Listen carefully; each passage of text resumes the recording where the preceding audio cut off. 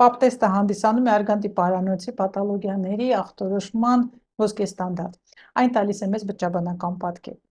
Եթե մենք անզենտ աչքով տեսնում ենք որևիցե խնդիր, դա արդեն իսկ ցուցում է կատարել հետազոտությունը եւ կան նաեւ տարիքային ցուցումներ։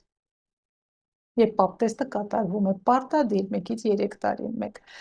Մյուս դեպքերում, եթե այն կատարվում է ըստ ցուցումների, հետաքննությունը, հետազոտությունների եւ հաջորդ այցը կախված է նախնական եւ արդեն իսկ բջջաբանական ախտորոշումներից։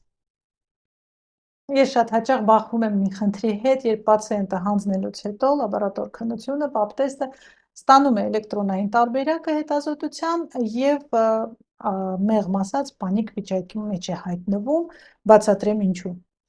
Պապ տեստի բլանկը ունի այսպիսի կառուցվածք։ Ես հիմա ձեզ ցույց կտամ։ Բլանկի վրա նշվում են այն բոլոր հնարավոր ախտորոշումները, որոնք կարող ենք ստանալ կատարելով պապ տեստը։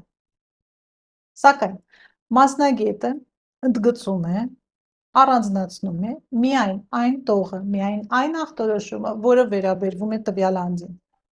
Եվ իհարկե, տրվում է վերջում եզրակացություն։ Երբ դուք ստանում եք պապ տեստի արդյունքը, ամբողջ բլանկը կարդալ հերթով բոլոր տեղերը եւ սխալմամբ մտածել, որ դա վերաբերվում է ձեզ, դա միանշանակ սխալ է։ Կարդում եք միայն այն տողերը, որոնք ընդգծված են, որոնք առանձնացված են եւ ինչ եք նշված եզրակացության մեջ։